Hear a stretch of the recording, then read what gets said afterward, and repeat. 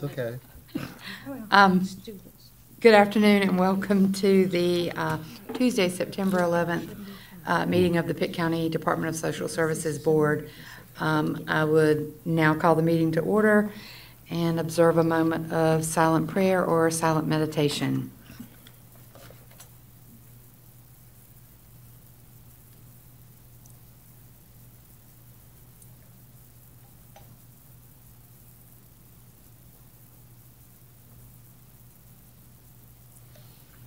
Amen. Nobody signed up for public comments. So the next item on the agenda is to adopt or revise today's agenda. And I want to take a little chairman's licenseship here and say that let's do the minutes. Let's hear our report from our external presenters or on the employment services.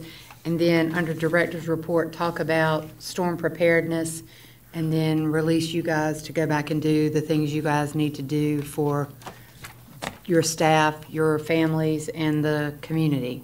I move that we accept the revised agenda for today. And I'll second. All those in favor, let it be known by saying aye. Aye. Okay, so the first item that we can easily take care of is in your packet were the minutes from the last meeting. Is there a motion to accept those minutes, or are there any changes needed? No changes needed in my opinion. I move for acceptance. Second. Okay, the minutes have been moved and seconded. All those in favor of the minutes as presented, let it be known by saying aye. Aye. Okay, so we will do the report on the employment services because those staff members are here. So come on up, Michelle McCorkle. And then I guess you're going to introduce Dee Hill and move on. Good afternoon, everyone. Good afternoon. Again, my name is Michelle McCorkle, and I am the Program Administrator for our Family Support Services Division. Our primary goal within the Family Support Services Division is to assist individuals or families in obtaining and or maintaining self-sufficiency. The units that are included in our division include child support services, crisis intervention, non-emergency Medicaid transportation, child care, employment services within our Work First program, and employment services within our food and nutrition services program.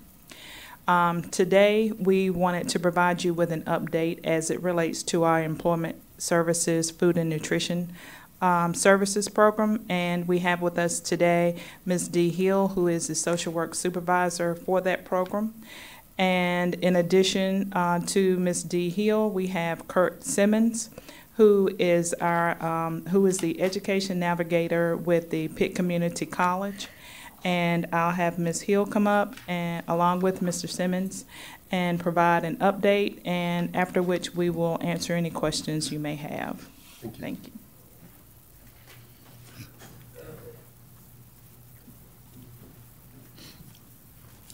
Good afternoon. Good afternoon. The employment services for the FNS Employment and Training Services are overview and update.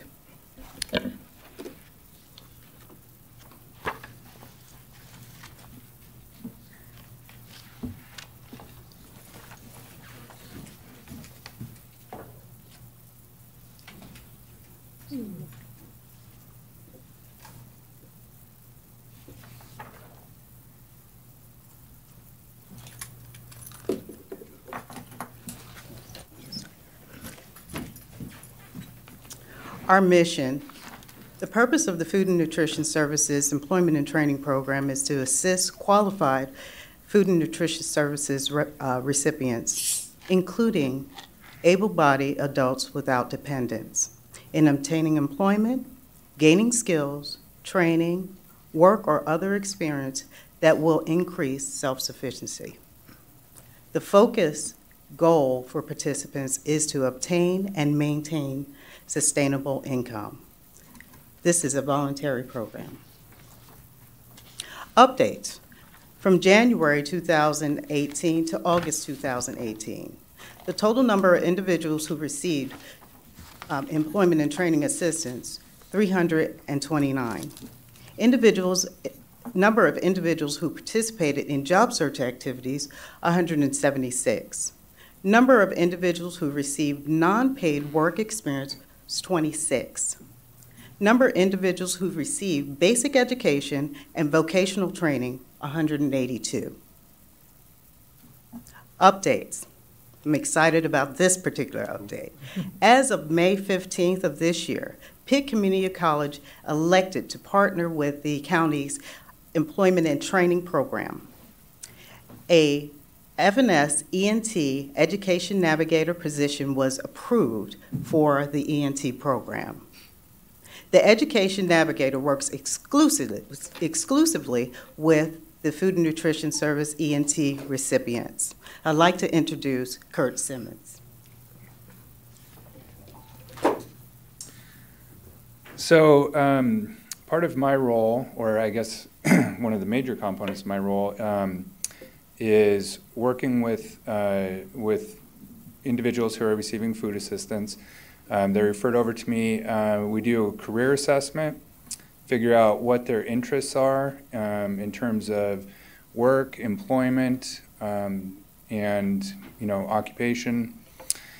And then we also take a look at labor market information. What jobs is there high demand? And then from that, we narrow down what would be a good fit in terms of training based on what they want to do, what the labor market's showing us, all of that information. From that point, then we move on to registration. So I help students get registered for training programs and navigate the Pitt Community College system. So that way they don't get lost along the way and they make it to class.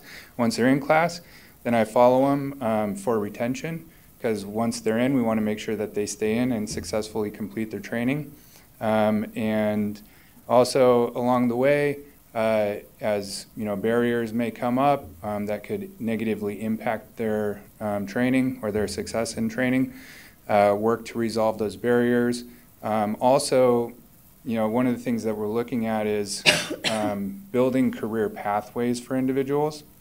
So they may start off doing a short-term certificate that's 3 months long. So then they go out, let's say it's a nursing assistant, right? So they go out, they get a nursing assistant job. And so how can they keep moving up that wage ladder? How can they keep advancing?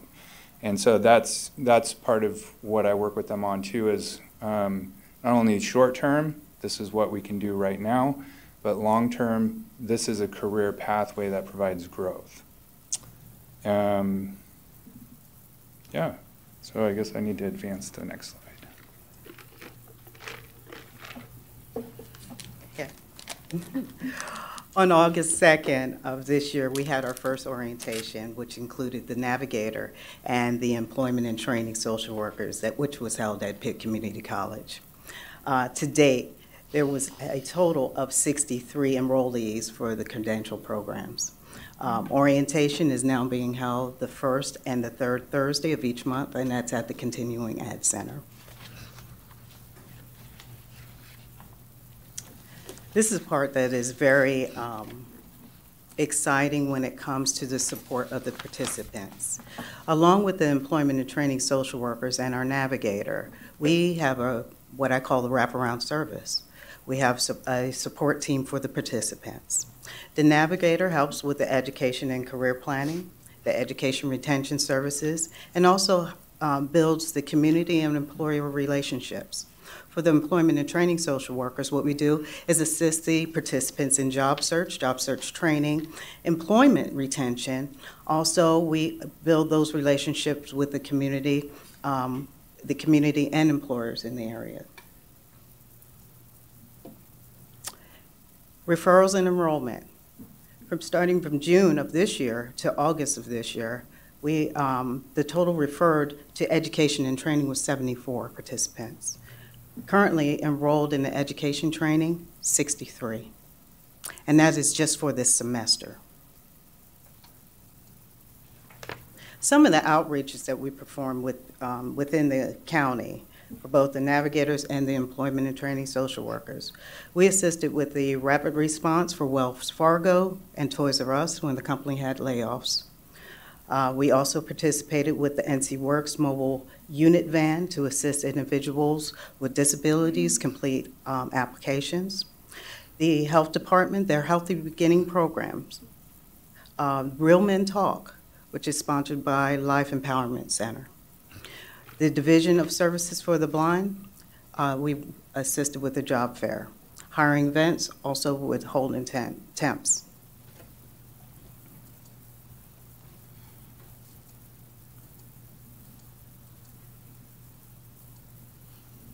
These are some of our partner agencies.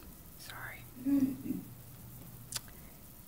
And again, I'd like to leave you with a little clip, unless Kurt has anything to add, a little clip of one of our spotlights. At our next session update, hopefully we'll have more, because again, we're just starting this semester, okay, with our navigator.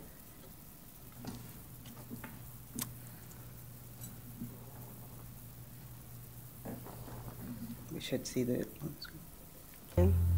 I am originally from Kinston. I reside in Greenville, North Carolina. Been in here for about 10 years now. I started coming because of school. Before I started the program here in Pitt County, I recently was working at a local plasma center and I was laid off.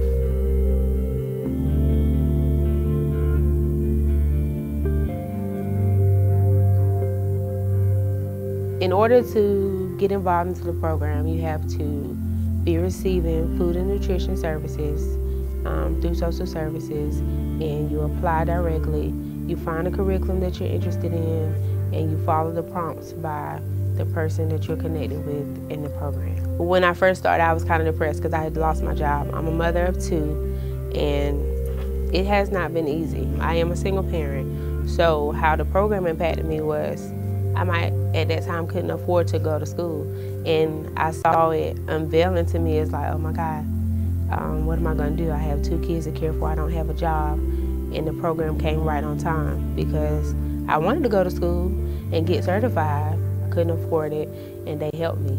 They gave me the assistance that I needed as far as books, as far as paying for the courses and the insurance and everything that I needed to start my class. All I had to do was be present and make sure that my mind was ready to learn and accept the knowledge. As the journey went on from start to finish, in the beginning they did help me look for a job before I got at UNC Lenoir. I worked part-time at Subway. They would help do job search. Sometimes she would help me. Sometimes I had to bring stuff to her knowledge, and they helped me like create a profile online and search for jobs. I was provided transportation as far as, fuel to get back and forth because I live in Pitt County, but I attended Lenoir Community College.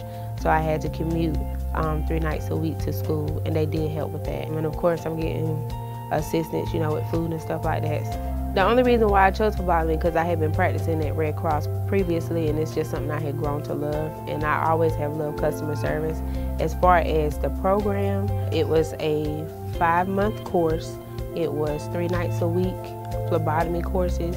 You are training to get your certification as a phlebotomist, but you still have to test out of that program and nationally test to become a certified phlebotomist tech. The first 3 months were all booked, and the testing is based off the American Phlebotomist Society, and then you start doing hands-on. We got to bring in family members or people who will volunteer to let us practice. It did have a clinical process after the class was completed, but I know that it helped you become independent financially so that you can get off the services also. So somebody else that might not be able to get in because you got a seat, it gives them an opportunity to get it. It has inspired me to continue my education, whether I do a surgical tech program or nursing, because my love is actually for people. And it's just my way of making a difference and making a connection with people. So yes, it has been very inspiring.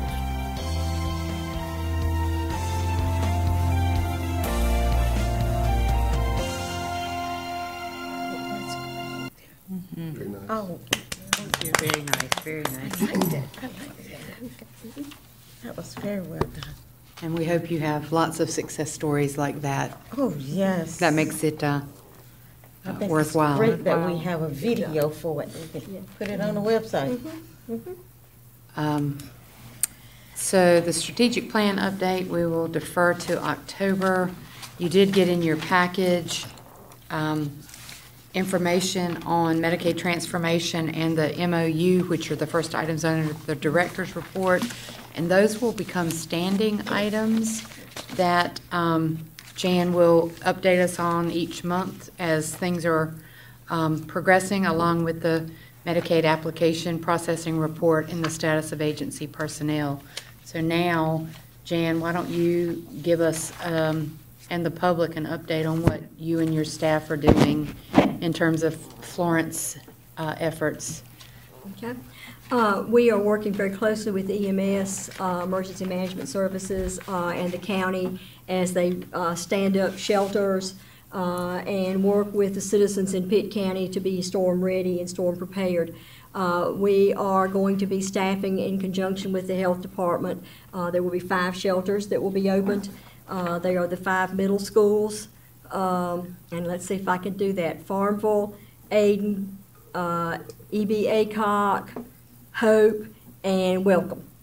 So people in the audience helping me here with all my names. Which one is here. special medical needs? The special medical needs, if it is opened, and we are pretty much going to do that at this point, we just haven't totally got everything worked out, would be at Walter B. Jones. But that is not fully prepared yet. We're still in the process of getting that worked out. There is also a state special medical needs shelter at Cherry Hospital, and so some of our folks may be going there for support also. Cynthia Ross is working with our special medical needs population, as are her adult services social work staff. We are contacting all of our elderly, disabled clients that we serve to be sure that they are ready, have a place, or find out what we need to be doing to support them in place or bring them into a shelter. We have worked with a couple of the facilities here in the community who say they have maybe a few places we can allow folks to go, but that's a very limited number. All of our foster care folks are being reached out to make sure that they all have a plan and that they stay in touch with us so that we know how our children are doing and that everything's okay from that standpoint. So a lot is going on. Staff are very busy. The shelters will open tomorrow evening, and we are staffing through. We've got staff in rotation now through Monday at 7 o'clock. So all of our staff pretty much will be 7 a.m. 7 p.m. So we've got the Monday shift during the daytime covered, and that'll give us time then to assess what we might need to do after that. So this gives all of our staff time to plan and know where they're going to be and when they need to be there. EOC will activate. I have not been given a definite time on that yet, but EOC will be activating also. So the Emergency Management Center. So a lot's going on. The state is having daily conference calls with us. So you know, this whole state has some potential for impact. Certainly, all the counties are very concerned in trying to do everything we can to support each other during this process. After the storm, obviously, will be the recovery piece, and our staff will be heavily involved with that also, and we'll talk more about that as we move forward and know specifically what the issues are going to be. And I don't know, Brian may have some additional information that I have not shared that he's ready to share. There was a big press conference this morning that sort of, shared a lot of that with the public. The only thing you missed was the EUC is going to open at 7 Thursday morning. Okay. The one thing that concerns me, if this storm lingers, like it said, they're predicting, we'll have a bigger problem. And resources and where people are located, because those who are in the hotels, I understand, may run out of funds. Right. So right now, We know that your staff stays very busy during a hurricane, and so we would ask that take care of your families, take care of your personal items Right. right now while you can, because, you know, late day tomorrow, Yeah, will be your focus changes to right, and we sheltering. Right, and we have told our staff. I mean, any leave that was scheduled for Thursday and Friday is canceled. And obviously, a lot of that leave they're not going to need anyway because they're all the facilities they were going to or the activities they were going to do, they can't do anyway. But that I know does create a problem for folks. I know all of our folks are very concerned about their families and where they need to be and how they need to be. So we need to be supportive of that, but at the same time, we've got to get this job done. And so, you know, staff will be working 12-hour shifts. And they, at this point, compensatory time is how they will be reimbursed. That is typically how that happens until later into this process after they decide if FEMA's going to get involved or not. Staff understand that, and you know, we just need to, we've got to be supportive of staff, but staff all have to pitch in.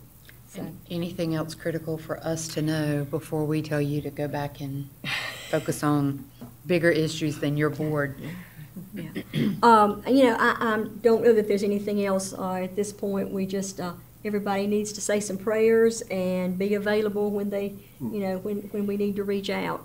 It's going to be a day-to-day kind of operation, and that's about all we can do. I'd like to say to the residents, those of you who require medicine for life, pack it now.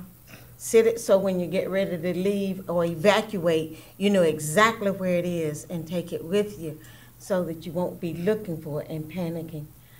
You don't know how long you're going to be staying. It's important that you have your medications. And I'm glad you said that because on the conference call with the state this morning, they said that the pharmacies, Medicaid has reached out to all the pharmacies, and if someone needs to get a prescription filled a little bit early because they're not sure what's going to be happening, the pharmacies are authorized to do that by Medicaid. So I do need to get that out for folks to be aware of, and certainly Brian Averett and his staff, as people call in over at the other building, can be letting folks know that too, because generally they would not let them fill early. And I did inquire to you earlier about those people in areas, because we have a lot of mobile homes in my district, and we have a lot of people who are not able to get around and don't have transportation. I understand that you can call the PATS van. Don't wait till the last minute. If you have to evacuate, call PATS and you will get picked up. Handicap especially. Handicap and those who cannot get out if you're ordered to evacuate. People need to understand, once the wind speeds get up, we will not be on the road. Right. So that's why people need to make their plans and go where they're planning to go. So that means Wednesday is pretty much your time. Because once the winds hit 45 maximum sustained, PATS vans won't roll. Right. Ambulances won't roll. And our staff will continue to do their regular jobs too, because we will still have to do APS, CPS, those kinds of things will be going on even during the storm. So again, obviously if it's not safe to be out, we will not go out, but we will still need to be working those kinds of activities in some fashion or other. So, any comments from other board members? I made all of mine. So I guess then stay safe, take care. If you need us, call us. And otherwise, a motion to adjourn, and these folks go back to getting it all done. So moved. Second. All in favor, let it be known by picking up your stuff. Aye. Aye. Aye.